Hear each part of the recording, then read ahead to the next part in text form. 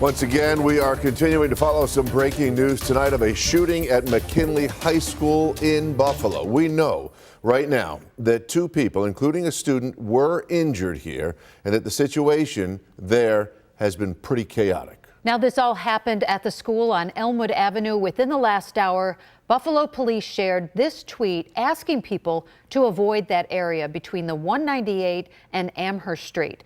Now, Buffalo State College nearby asked students and staff to shelter in place because of a report of an armed person near campus. Very fluid situation, folks. We have been working to get more information from police and the district on exactly what happened here on Elmwood Ave. 2 on your sides, Rob Hackford joins us live from the scene tonight. And Rob, what do you know tonight so far? Yeah, Scott and Mary Ellis, we've been talking with some parents who are lined up now just down the block from the high school waiting for their own information. A few of them, including Mallory, spoke to her son. He is safe. They are sheltering in place right now, we're told, in the building and making sure that this whole situation does unfold carefully. Police have the street on Elmwood Avenue blocked off in front of the high school. And again, we're really waiting for info at this point. Buffalo police are actively having us move at the moment. We were asked to step away. Helicopter is flying above the school at this moment. I'm counting, over a dozen officers on the scene right now. We saw 2 heavily armed officers at the front of the high school just a little while ago, multiple ambulances as well.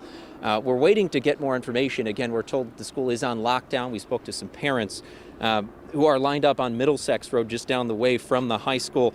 Again, they're telling us that they have spoken with their children, their son, their daughter. Don't want to speak on camera right now because of the fluid nature of the situation. Kelly Dudzik as well confirming at least 1 person was taken to Oishei Children's Hospital this afternoon after we know 2 individuals were involved in this shooting. Again, a very fluid situation. We hope to have more information from the district as well as speak with parents at some point. You can even hear right now the helicopter going overhead McKinley High School as they look for any potential suspect or suspects in this case. But we'll continue to keep you updated outside McKinley High School as things unfold. For now, I'm going to send it back to Mary Alice and Scott back in the studio, guys. All right, Rob, thanks very much. We also now want to bring in Jeff Ronaldo, who joins us live. He's a retired captain with the Buffalo Police Department, who is now a partner at Vista Security Group. Captain Ronaldo, give us an idea when police show up at a scene like this, what's their first priority? What do you expect happened shortly after 3:45 when that call went out? Sure. So the very first priority for police responding to an active shooter situation is to identify and try to eliminate the threat to the people inside that school. Once that is determined that the school is secure and that the threat is not imminent, then obviously getting aid and rendering first aid to the injured parties and making sure that they're transported to the necessary hospitals to get that treatment they need. Spending all those years in Buffalo with the Buffalo Police Department, what would you tell parents that are listening to us right now saying that kids are sheltering in place at that school? What do you tell parents right now?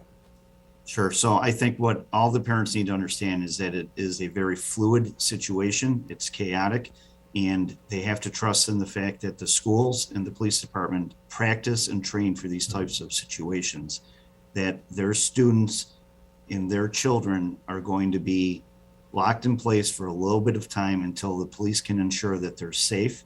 Some of those students may have witnessed what happened, and they are going to need to identify those students. So the number 1 priority right now is the safety of everybody that's still inside that building, and the parents are going to have a little bit of patience while that process plays out. But the process is in place to keep everybody safe. Now, Captain, as we heard that there are at least a dozen police who are canvassing the area. There are children, obviously, in the school who may be looking out and observing what's going on. What is it that parents and students will be asked to do at this time while they're waiting for the area to be cleared? Well, again, just to stay calm, just to understand that, the priority right now is making sure anybody that's injured is getting treatment and getting the medical attention that they need, and then ensuring that there is no more threat. The last thing the police want to do is have the possibility of releasing students into an environment where there could still be a threat. So once the situation is secure, once the building's secure, once the potential witnesses have been identified, then the process begins of reuniting students with their parents. So again, I can understand it's very emotional. It's hectic. Parents are probably frustrated. They want to make sure that their child is safe. But again, there's a process in place. It's a national model on how you deal with these situations. And the better the patience of the parents, the quicker the process will unfold. Captain, you have been or were with the Buffalo Police Department for several decades. You have your own security business right now. When people go to the airport, just yesterday they found a gun in a potential passenger's bag. What are these Buffalo Public Schools doing to protect these kids from having a gun near campus or even in the building itself? All your years from the Buffalo Police Department. Sure. So, I mean, obviously the priority is to make sure that schools, whether it's a grammar school, high school, or college, is safe and that they're weapon-free areas. There's always a balance between how much security you place inside of a school versus the ability to have the school operate efficiently.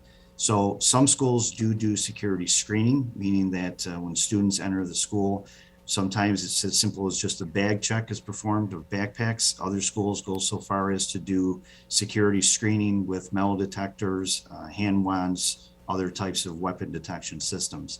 Currently, I'm not aware of any Buffalo Public Schools that have security screening in place in terms of going through metal detection screening. But again, it's something that schools around the country have started to implement, and it's something that schools are starting to weigh their options, especially as you see more of these events unfold around the nation. Now, Captain, a source is telling us that a security guard potentially could have been involved here. Would that be a civilian person? Would that be a member of the Buffalo Police Department? Who would that be doing security at McKinley High School? Sure. So the Buffalo Public Schools employ their own in-house security staff. So they have civilians who are security officers for the school themselves. And then in addition, the Buffalo Police Department employs school resource officers that work among all of the Buffalo Public Schools. Where McKinley is located, Captain, it's highly populated. There's a lot of businesses around there. For people that are just tuning into Channel 2 now and watching this and hearing this, portion of the area is blocked off. What do you tell anyone that lives within that vicinity what they should do right now also? Should they definitely not leave their home? Well, I would say this, they are near a very active crime scene. There was clearly a tragedy that occurred there. People were injured. And right now the police are probably engaged in the process of attempting to locate a suspect. One of your reporters mentioned seeing the helicopter up in the air. So right now they should just be aware of the fact that it is an active crime scene and that there's probably a search going on for a suspect or possible suspects. So if you're in the immediate vicinity, keep your doors locked and just be aware of any suspicious activity that might be happening on your property. If somebody's that you don't know comes to the door or there's a stranger in your backyard, your best option is to call 911 and let the police investigate that right now. In this day and age, most people have security cameras and an opportunity to get video of what's going on in their neighborhood. So I'm assuming you suggest that homeowners in that area call, is it 911 or is there another number they should call for Buffalo Police if they have information that might help? If they have information, what they really should do is call the Buffalo Police confidential tip line. As part of the investigation, if detectives are able to identify the path or the route that a suspect or suspects fled, then more than likely those detectives will be attempting to talk to neighbors and businesses to identify possible video evidence that might exist of the suspect or suspects. Captain, I know we interviewed you a few weeks ago. I believe it was on our town hall about a couple of big fights that took place at that school a few weeks ago. Did they, I don't know if you know this or not, but does the school or the Buffalo Public Schools have a de-escalation program put in place to be aware of possible things that might happen as a result of some type of violence like that? I'm not specifically aware of what their program consists of, but I can tell you that almost every school, including grammar schools, have programs in place to identify potential students or situations that could lead to violence. And early intervention is obviously the key to this. You know, one of the things I mentioned during the town hall, it's going to forever be true, unfortunately, is that a lot of stuff that happens in schools is a result of things that occur outside the schools and are driven by social media. And that becomes very difficult for the schools to manage when there's certain things that occur outside of their environment that spill into the schools. Yeah, it is a new world and a new era, certainly for police to respond to incidents like this. Captain Jeff Rinaldo, we're going to put you on hold for just 1 second. If you can hang with us, we're going to go out to another one of our reporters who's standing by. Yeah, Kelly Dudzik is live right now. She is at Children's Hospital, where we have learned one student has been taken there. Kelly, what's the latest there? Yeah, Scott, we've been here for about a half hour, and we have been able to confirm through a hospital spokesperson that one person was taken here. We don't know if it was a student or an adult, but I'll just step out of the way really quickly so we can see, if you could see the background. You can't really tell that there's anything out of the ordinary happening here this evening at Children's. We haven't seen any ambulances pull up. No extra activity, no police presence. Again, we've been here about a half hour, and the person who was taken here probably got here before we did. So we didn't see that happen, but we were able to just confirm that one person was taken here to Children's. We don't know the age of that person or whether that person was a student at McKinley. For now, reporting live in Buffalo, Kelly Dudzik, Channel 2 News.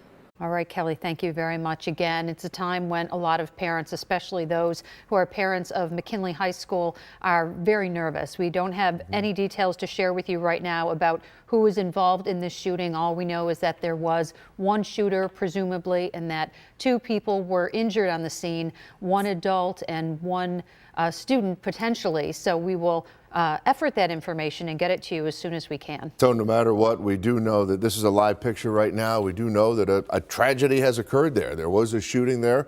And if you're watching and you're a parent or a relative, you feel this. This is real life. This is happening right now. The men and women of the Buffalo Police Department are out there searching for the shooter or shooters as we speak right now. There is no word yet whether or not they have been apprehended or not. But what we do know right now is that the traffic is blocked off. The helicopters are overhead there. Multiple ambulances were on scene. This is a live picture right now of Elmwood Avenue. One victim, as we just heard from Kelly Dudzik, has been taken to Children's Hospital also. And the kids, as far as we know, inside are still sheltering in place. We have not heard otherwise. And they are also sheltering in place at Buffalo State College. We do not know the whereabouts at this moment of the shooter. Potentially could have crossed over the 198 and headed into that area. So all students and staff at Buffalo State College are also being asked to shelter in place, as well as people in that neighborhood. We're also waiting to hear from a Buffalo School Board member who we spoke with just moments ago. Obviously, the security of students is a topic that they discuss oftentimes in their Buffalo School Board meetings. And so we have already contacted Sharon Beltman-Cotman, who has agreed to speak with us to share her thoughts right now. It's a tragedy, obviously, and something that we hear about in schools all across the country. And as retired Captain Jeff Rinaldo just told us, police do special training for situations just like this. So the policies and procedures of the Buffalo Police Department you're seeing in full effect right now, with over a dozen officers who are on site right now working to secure the area and find any evidence that they can as they investigate what happened. And we did speak to School Board member Sharon Belton-Cotman as she was headed to the scene, and here's what she told us. I've had concerns since the summer about our safety in our schools. The police shared this summer that things were escalated inside the community as far as the level of violence and the ages associated with the recovery of several guns and things like that. So I've been very concerned, and I've been pushing all year to try to get additional supports in these buildings, and the supports were supposed to come from within the community, because this is a problem that the community has to address. You cannot fix this problem without bringing the community involved in it, getting the community involved in it.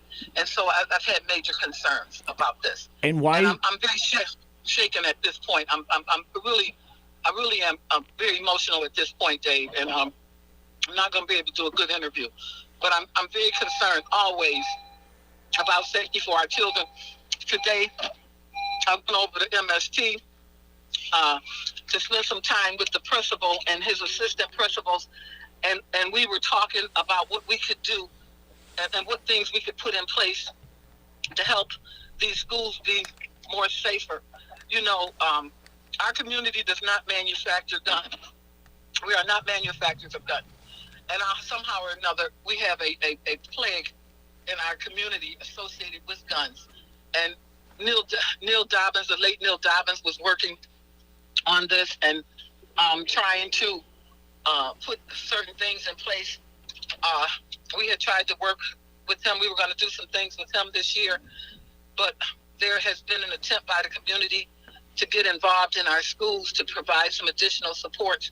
And for whatever reason, we're just at the point where we have not placed them in place. And I'm very upset about this at this point. I'm sure you are. And this is on the heels of something near South Park, what, yesterday, the day before? MST. Okay. And that's and it wasn't at the school. It was near the school. But it doesn't matter if it's in the vicinity of the school or not. We have just had a problem with a lot of gun activity in Buffalo. And it ultimately ends up impacting our community in some way or another, our school community in some way or another. And you wanted to go down there, why? To McKinley? Yes. Because I just feel that I can't go inside the school. I can't, but I feel that it's my place to go there at this point, to make sure that, it's not that people are not going to do their job. That's not what I'm saying. What I'm saying is that I, as a board member, need to see firsthand, on a first-hand basis, what's going on. And and we have protocols, so we're not allowed in the building. The police take over at a certain point, and they're in control at this point.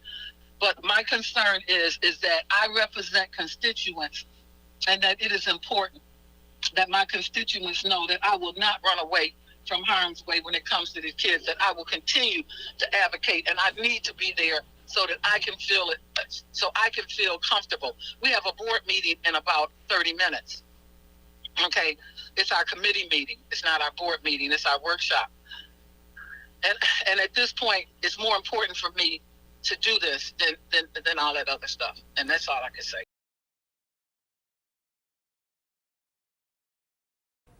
That was Buffalo School Board member Sharon Beltman-Kottman, obviously speaking very passionately about the shooting that occurred outside McKinley High School this afternoon, saying that we have a plague of guns in our community and that she wanted to go there to offer her support, that there have been reports of guns found in that school in the past. It's part of an escalating problem of violence in our community, and she wants to be there just to lend her support and let people know she is very concerned and engaged with what's going on. She also said she has been concerned since the summertime, since a few months ago, about the security there, and the community must get involved. She says she's been pushing for additional support as well. Now, let's go to the scene again one more time with our Claudine Ewing. She is there live at the scene. Claudine, what have you learned in the last few moments? Well, Scott, Mary Alice, more details are coming. We were expecting to hear from Buffalo Police in about 15 or 20 minutes or so. But I just want to remind people, it was about 3:50 this afternoon when I got a text from a teacher inside of the school telling me that there was a shooting inside. At that time, I had a chance to speak with him. What's going on? He told me that the school was on lockdown, that teachers and students were hiding in various rooms under desks. Take a listen to some of that interview, that conversation I had with him about 4 o'clock this afternoon.